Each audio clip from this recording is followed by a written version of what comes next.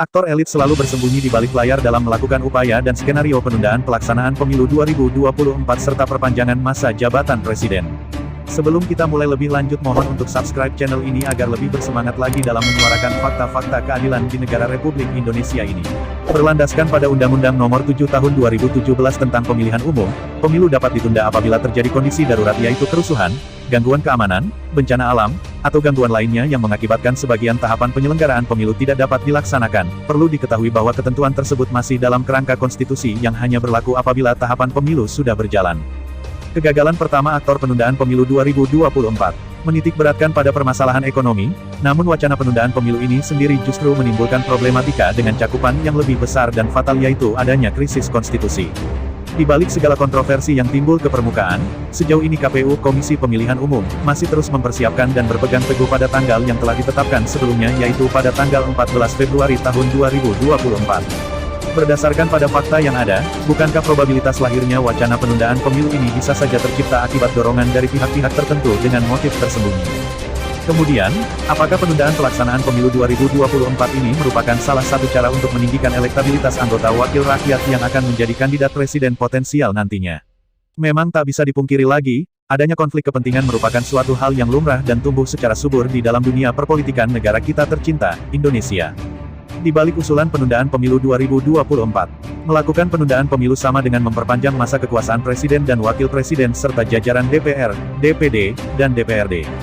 Wacana penundaan pemilu 2024 yang dilontarkan dan disetujui oleh sejumlah elit politik tanah air menjadi polemik yang dinilai mengkhianati agenda reformasi 1998 yang membatasi masa jabatan presiden hanya untuk 2 periode atau 10 tahun. Padahal pada dasarnya, usulan penundaan ini sudah sangat jelas dinilai sebagai tindakan melawan konstitusi.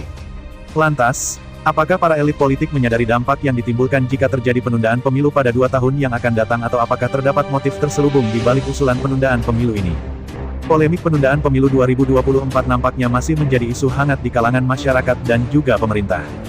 Berdasarkan pada aspirasi dan kehendak untuk menyalurkan aspirasi tersebut, usulan tentang penundaan pemilu ini muncul ke permukaan.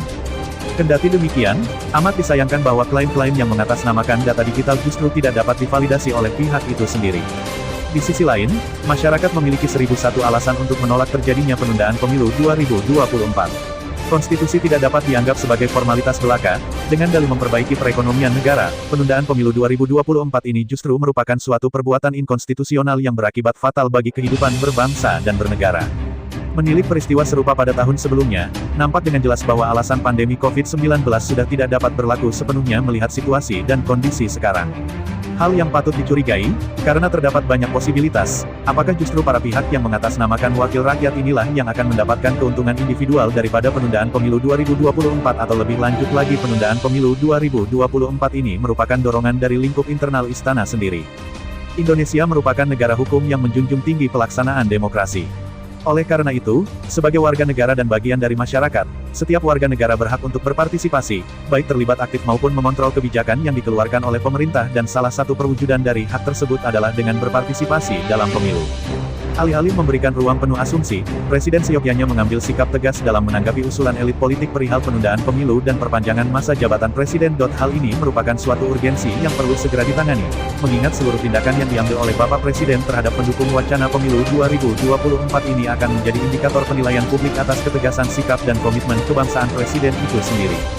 Polemik penundaan terus bergulir dan akhirnya elit politik mengambil jalan sesat penundaan pemilu melalui putusan PN Hakim Jakarta Pusat.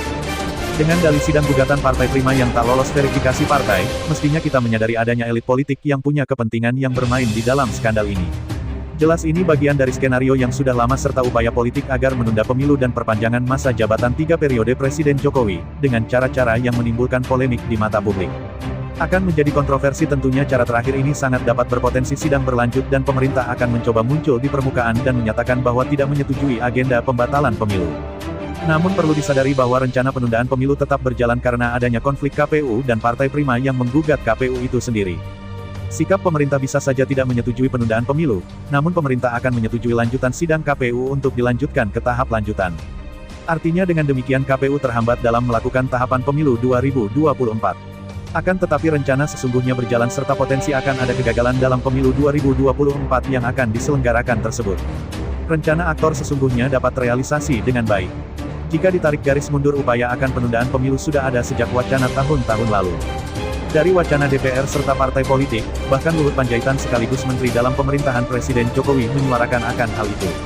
Luhut mengaku mempunyai big data tahun lalu, rencana tersebut telah gagal karena di demo rakyat dan mahasiswa. Kemudian rencana sekarang ini lebih condong kepada penjagalan KPU, dengan wacana konflik verifikasi partai yang tak lolos dalam pemilu 2024. Tentu dalam pengadilan negeri hakim akan memenangkan partai penggugat dan memberikan sanksi kepada KPU.